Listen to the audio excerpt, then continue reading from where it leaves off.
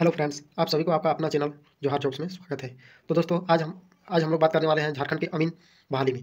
तो दोस्तों जी हाँ, अमीन बहाली का वैकेंसी निकल कर आया है धनबाद जिला की ओर से। तो दोस्तों आइए देखते हैं कि धनबाद जिला की ओर से अमीन की बहाली में क्या है और क्या क्या कौन कौन इसमें भर सकते हैं, कौन कौन एलिजिबल है, कौन कौन नहीं भर सकते हैं और इसका आवेदन किस प्रकार करना है। तो दोस्तों चलिए शुरू करते हैं। तो ये वैकेंसी लेकर आया है कार्यपालक अभियंता का कार्यालय, राष्ट्रीय उच्च पथ प्रमंडल विभाग, उच्च पथ प्रमंडल धनबाद की ओर से आया है और तत्कालीन विज्ञापन संख्या 01 वर्ष 2024। तो चलिए देखते हैं कि इसमें क्या क्या मांग रहा है। तो दोस्तों पहले क्षेत्र पदाधिकारी सड़क परिवहन एवं राजमार्ग मंत्रालय, भारत सरकार, रांची का पात्रांक RW Ranchi man power general Jharkhand 2021-22 795 दिनांक 19/12/2023 में दिए गए निर्देश के आलोक में राष्ट्रीय उच्च पथ प्रमंडल धनबाद के कार्यालय में एक अदद अमीन के पद अर्थात एक पद निकल कर आया है। कितने पद दोस्तों? एक पद। और अति अल्पकालीन समय के लिए तत्कालीन साक्षात्कार वॉक इन इंटरव्यू के माध्यम से लिया जाएगा। तो अस्थायी नियुक्ति हेतु दिनांक 9 मार्च 2024 को अपराह्न 4 बजे तक नीचे दिए गए अहाता को पूर्ण करने वाले आवेदकों से हस्तलिखित अर्थात अपने से आवेदन पत्र अपने से खुद लिखना होगा।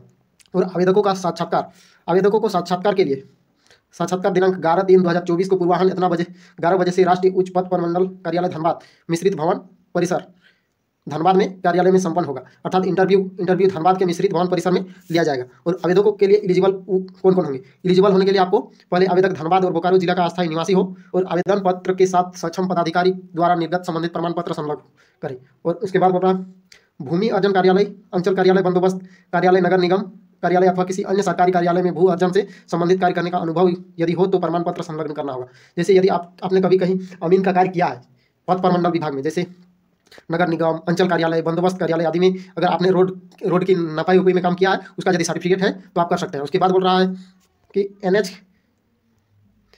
में कार्य करने का अनुभव प्राप्त, जैसे नेशनल हाईवे होती है, नेशनल हाईवे में जो नापा जोखा होता है उसमें यदि आप कार्य किया है और उसका प्राप्त अनुभव है और प्राथमिकता दी जाएगी यदि उसका अनुभव का सर्टिफिकेट यदि आपके पास है तो। अगला है विभिन्न विश्वविद्यालय या औद्योगिक केंद्रों से मान्यता प्राप्त 1 वर्ष या 2 वर्षीय भूमापी सर्वेयर प्रमाण पत्र, अर्थात यदि आपने किसी विश्वविद्यालय या तो फिर ITI केंद्रों से सर्वेयर किया तो उसे भी मान्यता प्राप्त है और इस पद के लिए आप एलिजिबल होंगे। और उच्चतर शिक्षा के लिए आपने उच्चतर शिक्षा एवं कंप्यूटर ज्ञान प्राप्त अभ्यर्थी को प्राथमिकता दी जाएगी। यदि आपने कंप्यूटर का भी ज्ञान है तो आपको उच्च प्राथमिकता दी जाएगी। अगला है यह बिल्कुल है अभ्यर्थी नियम मासिक पारिश्रमिक तौर पर नियुक्ति है। भविष्य में अस्थायी के लिए कोई दावा नहीं किया जा सकता है।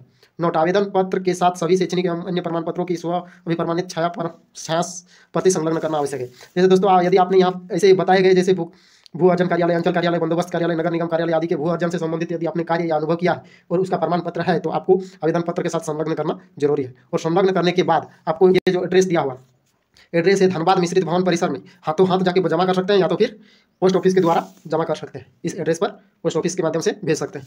तो थैंक यू दोस्तों, यदि आपको इन्फॉर्मेशन अच्छा लगा तो हमारे चैनल को लाइक करें और सब्सक्राइब करें। Thank you.